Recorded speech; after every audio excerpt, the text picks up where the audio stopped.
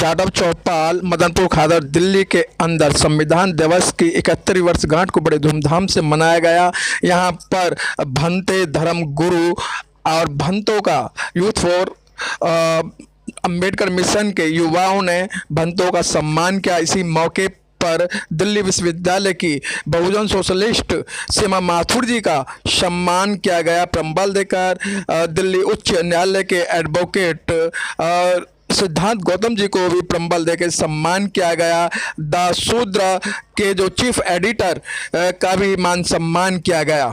Nation news India में आपका हार्दिक स्वागत है। आज हम दिल्ली के अंदर और दिल्ली के अंदर ऐसी जगह है, मदनपुर के अंदर एक गांव है और इस खादर के अंदर जो एक जादव चौपाल है, यहाँ पर एक संविधान दिवस का एक बहुत अच्छा प्रोग्राम रखा गया। यहाँ पर जो वक्ता थे और उन वक्ता ऐसे वक्ताओं को बुलाया गया जो बिल्कुल पूर्ण है, निपुण है। जिस तरीके से प्रोफेसर सीमा माथुर हैं, एडवोकेट सिद्धांत जी हैं और एडवोकेट आर बाग थे। इन सभी जो आज के जो आयोजक हैं, जो संविधान दिवस का जो कार्यक्रम किया गया बड़े अच्छे ढंग से किया गया। और जो जादव चौपाल थी ये खचाखच भरी हुई थी और सरकार के जो नियम है, गाइडलाइन है कोविड को, उसको पूरा फॉलो किया है।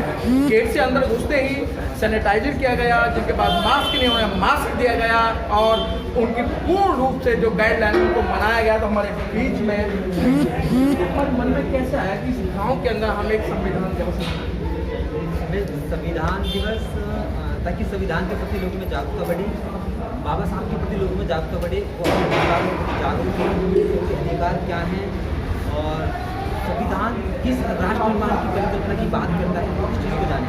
क्योंकि संविधान सबको समानता का अधिकार देता है, सबको समता का अधिकार देता है और समाज न्याय की बात करता है।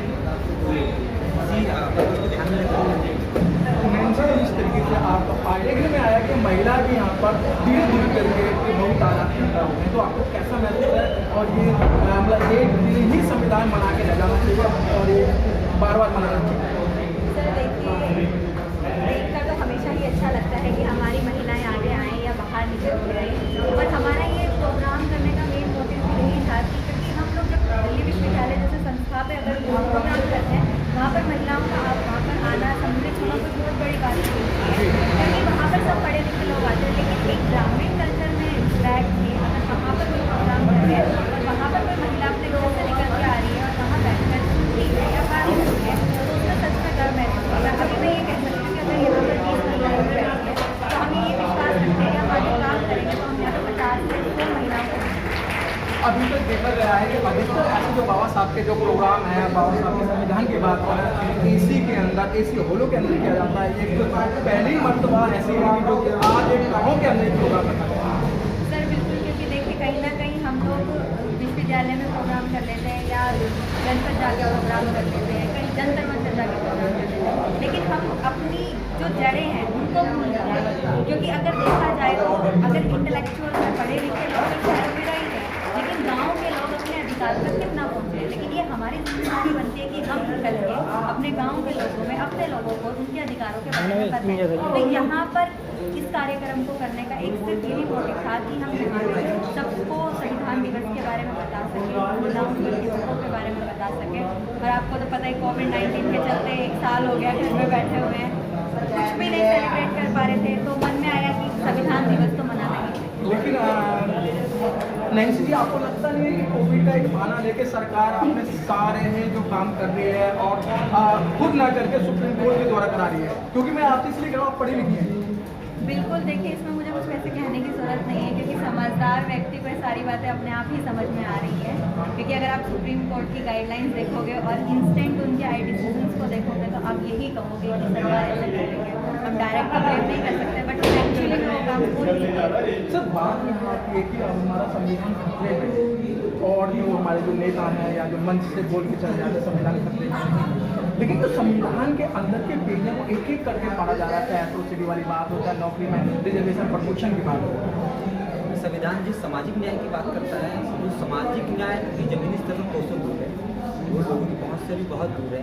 और रही संविधान, बाबा साहब ने खुद कहा था कि अगर संविधान को मानने वाले लोग अच्छे होंगे तो संविधान कितना ही बुरा क्यों ना हो, संविधान अंत तक अच्छा साबित होगा। तो ये बाबा साहब ने बहुत आज आवश्यकता होती है, क्योंकि जो अभी जो सरकारें हैं वो संविधान के जो उनका उद्देश्य है वो उस उद्देश्य को प्राप्त करना नहीं चाहती हैं, वो उसके साइडलाइन करके वो अपना जो उनका जो मनोसमृद्धि है उसको लागू करना चाहते हैं। तो कैसे हम इनसे पाएंगे कि जिस तरीके से हमारे संविधान को लेकर एक ऐसी जगह जहाँ सारी फोर्सेस जो होती है, सारा ही तंत्र रहता है, हमारे संविधान को जलाया जाता है, संविधान को माना जाता है और वहाँ सरकार किसी प्रकार से संज्ञान नहीं लेती है। सभी तो अभी की सरकार दिखाती तो है कि संविधान को फॉलो कर रही है, लेकिन उसकी संविधान में आस्था नहीं है। उसकी आस्था उसकी पैट्रियार्की में है, उसकी आस्था उसकी फेडरलिज्म के अंदर है, वो कहीं तो मनुस्मृति को वो फॉलो करती है, इसके अलावा फॉलो नहीं करती। हमारा सामाजिक ताना बाना भी इसके अंदर है, बाबा साहब ने सपना दिखाया था कि समाज के निर्माण का जो संविधान की जो संविधान जिसकी परिकल्पना करता है उससे भी निकल जाए। हमारा ये उद्देश्य है कि हम जो संविधान का जो एसेंस है उसको जन्मांतर ब्रेक बचा सकें। क्यों जरूरी हर व्यक्ति के लिए संविधान क्यों जरूरी है, हर व्यक्ति को संविधान क्यों पढ़ना चाहिए और संविधान के प्रोटेक्शन में हमको क्यों खड़ा होना चाहिए। जिस तरह हम पढ़ेंगे नहीं हमको पता नहीं चलेगा संविधान में क्या क्या प्रोविजन है हमारे लिए, और हम तो सिर्फ जो चलता है कि हम जो मिथ होते हैं उनको नहीं है।